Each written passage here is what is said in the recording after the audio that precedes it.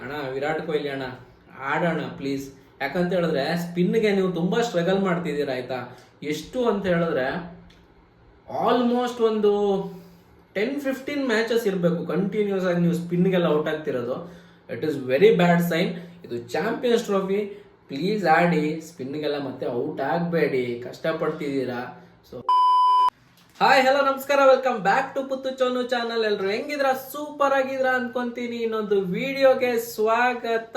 ವಿಡಿಯೋನ ಶುರು ಮಾಡೋಣ ಅದಕ್ಕಿಂತ ಮುಂಚೆ ನೀವೇನಾದ್ರೂ ನಮ್ಮ ಚಾನಲ್ಗೆ ಹೊಸಬರಾಗಿದ್ರೆ ಹೋಗಿ ಸಬ್ಸ್ಕ್ರೈಬ್ ಮಾಡ್ಕೊಳ್ಳಿ. ವಿಡಿಯೋ ಏನಾದ್ರೂ ಇಷ್ಟ ಆದ್ರೆ ಲೈಕ್ ಮಾಡಿ, ಶೇರ್ ಮಾಡಿ, ಸಪೋರ್ಟ್ ಮಾಡಿ ಅಂತ ಕೇಳ್ಕೊಂತ ಬನ್ನಿ ವಿಡಿಯೋನ ಶುರು ಮಾಡೋಣ.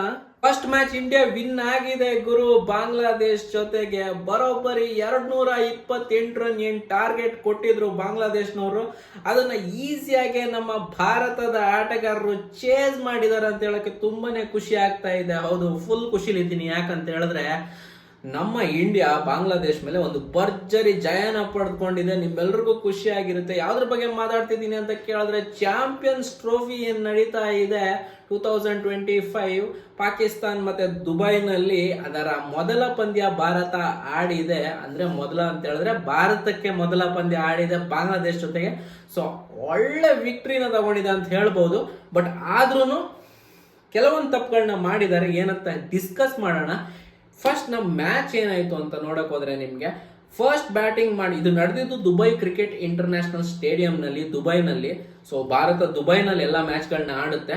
ಸೊ ದುಬೈನಲ್ಲಿ ನಡೆದಿದ್ದ ಮ್ಯಾಚು ಬಾಂಗ್ಲಾದೇಶ ಟಾಸ್ ವಿನ್ ಆಯಿತು. ಟಾಸ್ ವಿನ್ ಆಗಿ ಅವರು ಫಸ್ಟ್ ಬ್ಯಾಟಿಂಗ್ನ ಆಯ್ಕೆ ಮಾಡ್ಕೊಂಡ್ರು. ಬ್ಯಾಟಿಂಗ್ನ ಆಯ್ಕೆ ಮಾಡಿ ಅವ್ರು ಆಕ್ಚುಲಿ ಚೆನ್ನಾಗಿ ಆಡಬೇಕಿತ್ತು. ಯಾಕಂತ ಹೇಳಿದ್ರೆ ಆ ಪಿಚ್ ಹೆಂಗಂತ ಹೇಳಿದ್ರೆ, ನಿಮಗೆ ಸ್ಟಾರ್ಟಿಂಗ್ ಒಂದು 20-25 ಓವರ್ಸ್ ಅಂದ್ರೆ ಬಾಲು ಹೊಸದಾಗಿರೋ ತನಕ ಮಾತ್ರ ಒಳ್ಳೆ ರನ್ಸ್ ಬರುತ್ತೆ. ಅದಾದ್ಮೇಲೆ ರನ್ಸ್ಗಳು ಬರಲ್ಲ, ಸ್ವಲ್ಪ ಸ್ಟ್ರಗಲ್ ಮಾಡ್ತಾರೆ ಬ್ಯಾಟ್ಸ್ಮನ್ಗಳು, ಆಯ್ತಾ. ಸೊ ಬಟ್ ಬಾಂಗ್ಲಾದೇಶ್ನವರು ಸ್ಟಾರ್ಟಿಂಗ್ ಅಲ್ಲಿ ವಿಕೆಟ್ ನ ಕಳ್ಕೊಂಡ್ರು. ಅದು ಯಾಕಂತ ಹೇಳಿದ್ರೆ ನಮ್ಮ ಬಿಗಿ ಬೌಲರ್ಸ್ ಯಾರಿದಾರಲ್ಲ ಅವರಿಂದ ಆಗಿದ್ದು. ಮೊಹಮ್ಮದ್ ಶಮಿ ಏನ್ ಗುರು 5 ವಿಕೆಟ್ಸ್ ತಗೊಂಡಿದ್ದು. ಬುಮ್ರಾನ ರಿಪ್ಲೇಸ್ ಮೊಹಮ್ಮದ್ ಶಮಿ ಆಕ್ಚುಲಿ ಮಾಡಿದಾರ ಇಲ್ವಾ ಅಂತ, ಯಾಕಂದ್ರೆ ಬಾಂಗ್ಲಾದೇಶ್ ಅಂದ ತಕ್ಷಣ ಹೇಳಕ್ಕಾಗಲ್ಲ. ಮೊಹಮ್ಮದ್ ಶಮಿ ಸಕ್ಕದಾಗಿ ಬೌಲಿಂಗ್ ಹಾಕಿದ್ರು ಬಾಂಗ್ಲಾದೇಶ್ ಮೇಲೆ. ಬೇರೆ ಟೀಮ್ ಮೇಲೂ ಅದೇ ತರ ಪರ್ಫಾರ್ಮೆನ್ಸ್ ಬರುತ್ತಾ ಅಂತ ನೆಕ್ಸ್ಟ್ ಮ್ಯಾಚ್ ಅಲ್ಲಿ ನೋಡ್ಬೇಕು. ಬಟ್ ಎನಿವೇ 5 ವಿಕೆಟ್ಸ್ ನ ನಮ್ಮ ಮೊಹಮ್ಮದ್ ಶಮಿ ತಗೊಂಡಿದ್ದು. ಸೊ ಬ್ರಿಲಿಯಂಟ್ ಆಗಿಲ್ಲ ಓವರ್ಸ್, ಏನು ಬೌಲಿಂಗ್ ಅಂತ ಹೇಳ್ಬೋದು ಮೊಹಮ್ಮದ್ ಶಮಿ ಕಡೆಯಿಂದ. ಫಸ್ಟ್ 10 ಓವರ್ಸ್ ಆಗಿರ್ಲಿ, ಅದಾದ್ಮೇಲೆ ಹಾಕಿದಂತ ಡೆಲಿವರೀಸ್ ಆಗಿರ್ಲಿ, super length, super bowling attack, ಎಲ್ಲಾನು ಸೂಪರ್. ಸೊ ಅವ್ರಿಗೆ ಸಾಥ್ ಕೊಟ್ಟಿದ್ದು ನಮ್ಮ ಹರ್ಷಿತ್ ರಾಣಾ, ಅವರು ಕೂಡ 3 ವಿಕೆಟ್ ನ ತಗೊಂಡ್ರು. ಆಮೇಲೆ ಅಕ್ಸರ್ ಕಡೆನೂ 1-2 ವಿಕೆಟ್ ಬಂತು ಅನ್ಸುತ್ತೆ. ಸೊ ಓವರ್ ಆಲ್ ಆಗಿ ಬೌಲಿಂಗ್ ಪರ್ಫಾರ್ಮೆನ್ಸ್ ಮಾತ್ರ ಸೂಪರ್ ಗುರು.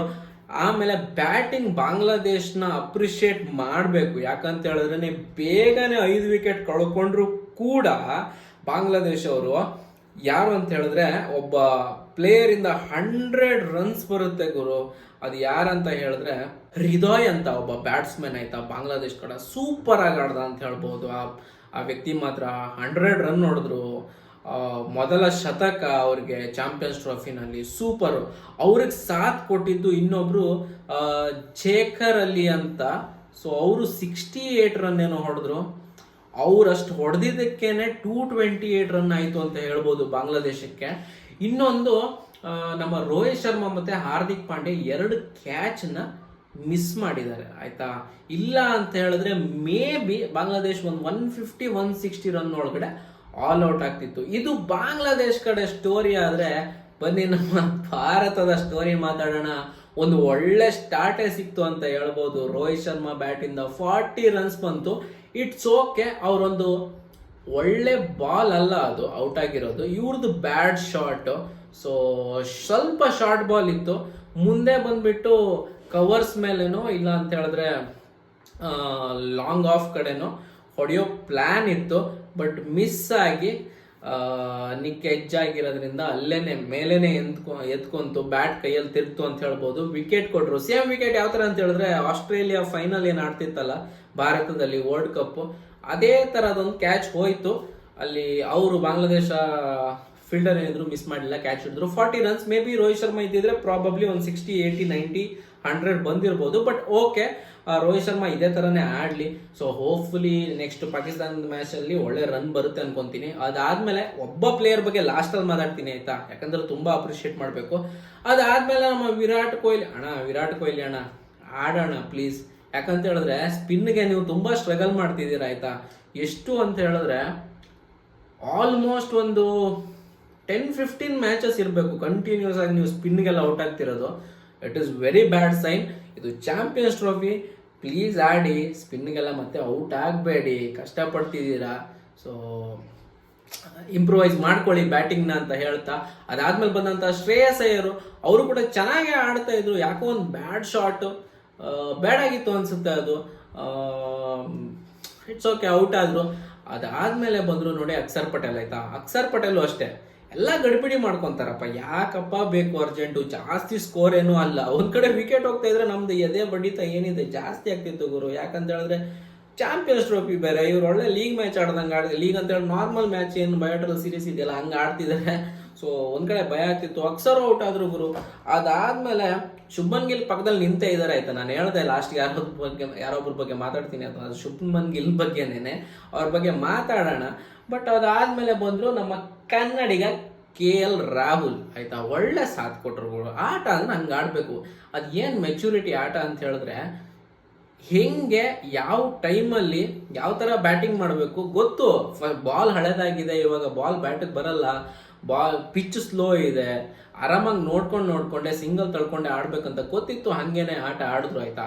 ಸೊ ಶುಭ್ಮನ್ ಗಿಲ್ ಮತ್ತೆ KL ರಾಹುಲ್ ಸೇರ್ಕೊಂಡು 47th ಓವರಲ್ಲಿ ಮ್ಯಾಚ್ನ ಮುಗಿಸಿದ್ರು. ಓಕೆನಾ. ಇವಾಗ ಶುಭ್ಮನ್ ಗಿಲ್ ಬಗ್ಗೆ ಮಾತಾಡೋಣ. ಇವ್ರನ್ನ ಸುಮ್ಮನೆ ಪ್ರಿನ್ಸ್ ಅಂತ ಕರೆಯಲ್ಲ ಆಯ್ತಾ.